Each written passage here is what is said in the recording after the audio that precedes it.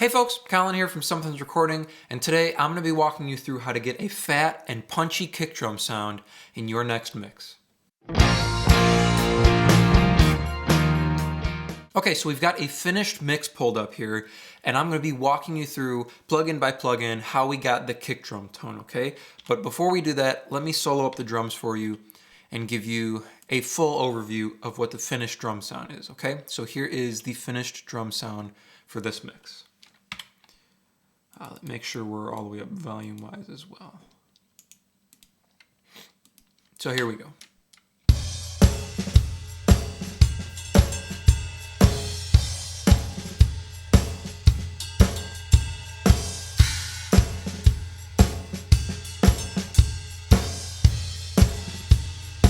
So if you'll notice, it's a 4 on the floor kick drum sound. So we want that kick drum to be powerful and we still want it to punch through, okay? So we want that fatness in the low end, but we still want it to be punchy so you can hear that click up top, all right? So let's start breaking this down, all right? So we'll just solo up our kick drum sound here.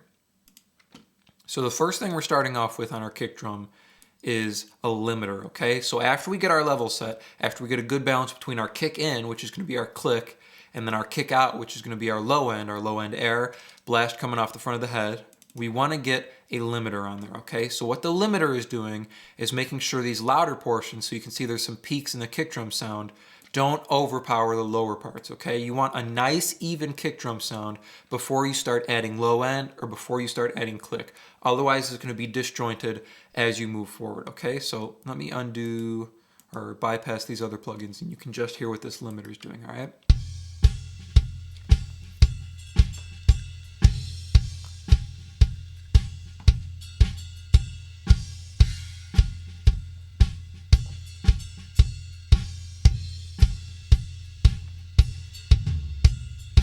So we're just pulling back those peaks like 2 or 3 dB, okay? So just those louder parts are getting cut back 2 dB. So these parts that are a little quieter can shine through a little bit more and sit evenly. So the next thing we're moving on to here is EQ, okay? So this is a subtractive EQ, all right? Before we hit our compressor, I want to get rid of what we don't want, okay? I want the compressor just to hear the good parts of the kick. I don't want them to hear, any ringing or any excessive low end. Otherwise, that's going to overdrive our compressor. So the first thing I want to talk about here is the high pass. Okay, so we'll turn off these other 2 moves here. These are ringing. We'll get to those in a second. And we'll just listen to the high pass. Okay, so we'll have it with and then without.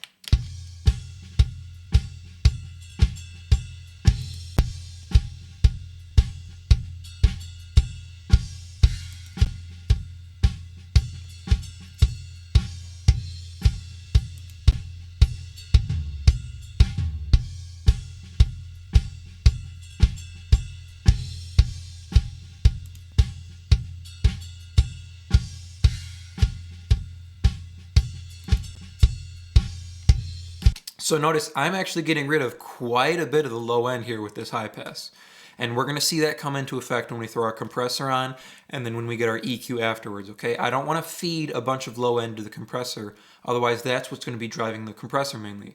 To get the punch that we're looking for, we want our high end, our click, to be driving the compressor, okay? Not our low end, all right? So we're getting rid of anything we don't need. We're going up to about 50 here, okay? That's a little bit excessive, but you're gonna see why we're doing that as we add the compressor and our final EQ, all right? So the next thing we wanna attack here is any kind of ringing that's going on, all right? And the one that stood out the most to me, obviously you can see this one's quite an excessive drop in the EQ here. There was a little bit of ringing coming through from what I think was the snare, okay? So take a listen to this. We'll boost it up for you.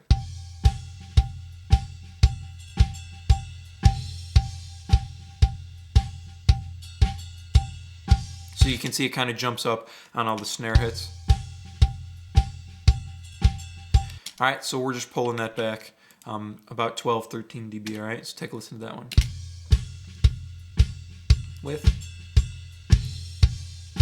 Without. You can hear that kind of whistling, ringing frequency there.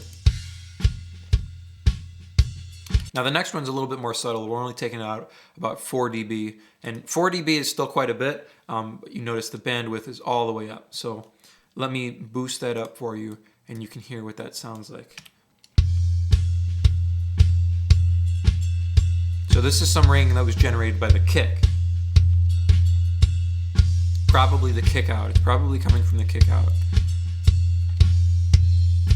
Now we don't want that to feed into our compressor, okay? Because the compressor will exaggerate that ringing quite a bit. So we're pulling that back.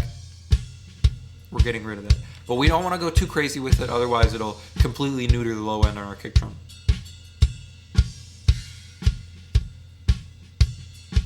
Okay, now we got a nice tight, even kick drum to feed into our compressor, okay?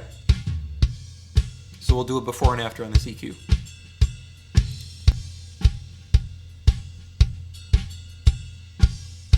So we got excessive low end we don't need, and we got ringing frequencies that we definitely don't need. So more focused low end, and we don't have that ringing anymore. Okay, so the next thing we're gonna move to here is our compressor. So after we get rid of the frequencies that we don't need, this is when we're gonna throw our compressor on, okay? So before we break this down, let me throw it on for you. You can see what it's doing.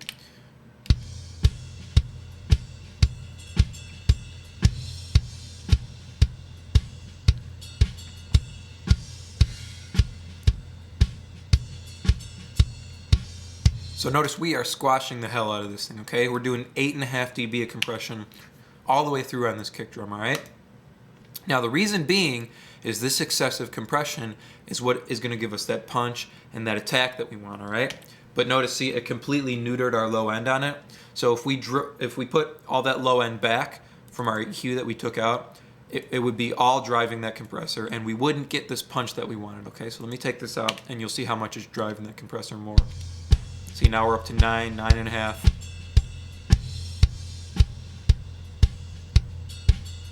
And now it just sounds squashed. It's not that attack and punch that we want because the low end is feeding into that compressor, okay? So that's why we're cutting that low end before the compressor, okay? So see, now it's not mainly the low end that you hear. It's compressing that top end, which is giving us that punch and that click that we want. So let's talk about this compressor a little bit, okay? So we're doing 3-to-1 ratio. It's a medium ratio, okay? We're not going 2-to-1, that would be too gentle. And 4-to-1 would be a little bit crazy, especially with this much compression, okay? 8.5 dB. The threshold is gonna be variable depending on your kick drum. The attack and release, again, are gonna be specific to your kick drum, but 30 and 120 are a good place to start, especially on a kick drum, okay? This is usually in the ballpark of the attack and release times that I want. So take a look at the gain reduction meter here, and you can see how they sit in time with the kick drum.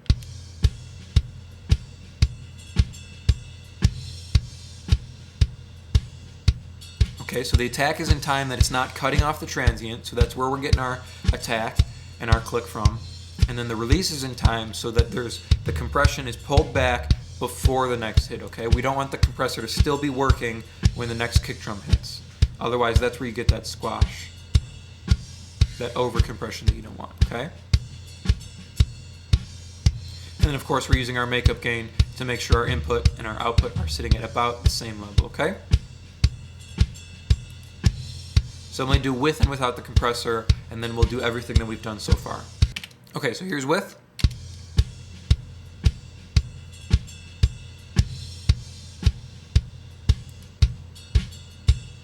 Without. Hear how all that punch is gone? It's pretty loose sounding kick drum.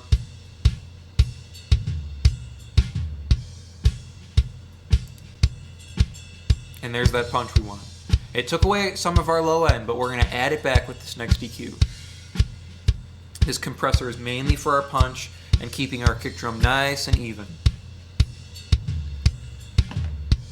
Okay, so let's take a look at this last EQ here.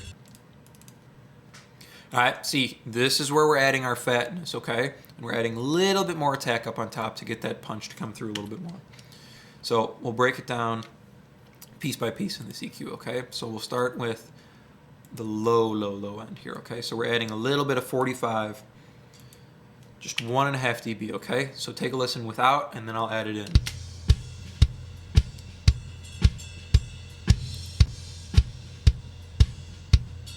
Okay, so there's a little bit of our fatness on the low end, the 45 area. That's that frequency that's gonna hit you in the chest on those big speakers. Okay, so now we're gonna add our 80. You can see that's our fundamental, that's where our hump is.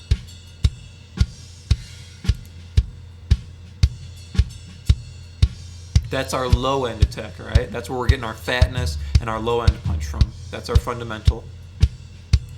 So without.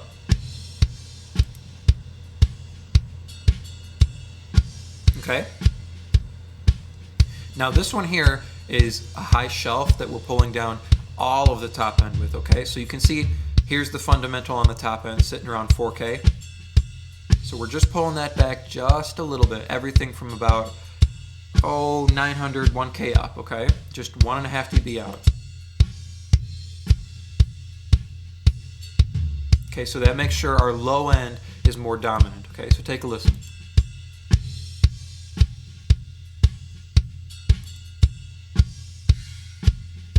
It's only 1.5 dB, but it's quite a drastic change in the tone of the kick drum.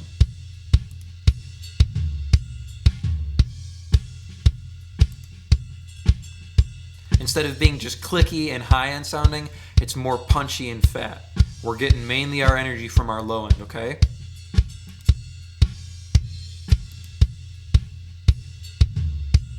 Okay, and our last move we're making here is just a little bit of the super highs, okay? 7K, we're just adding a dB and a half back, because we didn't mainly want to cut that, we just wanted everything from about 1K up, but we're going to add a little bit more of these the high end back, okay?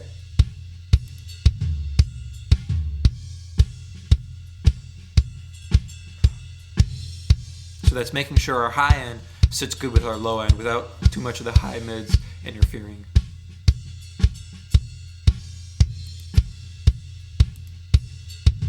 So it's a little more uneven sounding without it.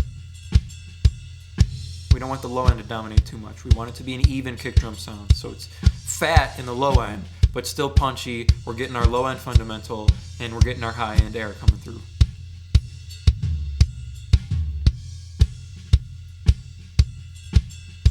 All right, so that's our kick drum processing. We'll go through one more time. We'll do plugin by plugin, and then we'll do an overall, all right? So here's our limiter. Here's our first EQ. Getting rid of what we don't need. Here's our punch. That's our attack. Okay, and here's our fatness.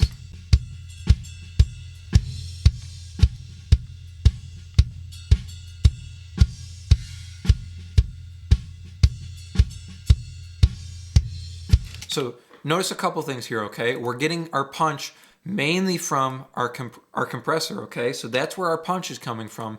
A little bit from this EQ here, adding a little bit of high end, but our punch is mainly coming from over-compressing this kick drum, okay? Now our fatness is coming from our EQ, but it's a combination of things, okay? So we're getting rid of the low end that we don't need so we can squash this and get a nice even kick drum tone before we bring up our low end, okay? So if we compress after, we're gonna reduce some of our low end and it's gonna be an uneven low end sound, okay? So our fatness and our punch are coming mainly from this compressor and this last EQ, okay? So you wanna squash your kick drum. It's a lot of compression to keep it nice and even and to get that punch, okay? You have to set your attack and release right so you're not over compressing, you're not getting rid of that transient. You want the attack to come in after that transient, and then you want to set your release in time, okay? So you're not doing too much. And then we're adding our EQ to get our fatness and a little bit more of that punch on top, all right? So let's do an overall here, a before and after on everything, okay? So we'll do before, and then we'll throw everything back on.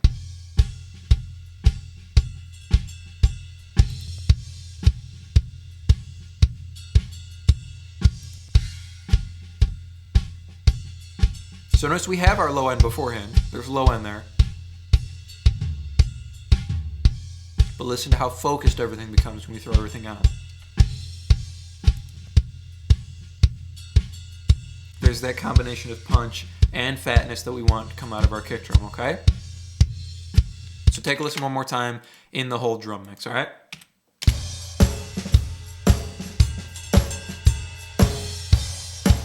Our kick drum is big, it's powerful, and it's driving this drum mix.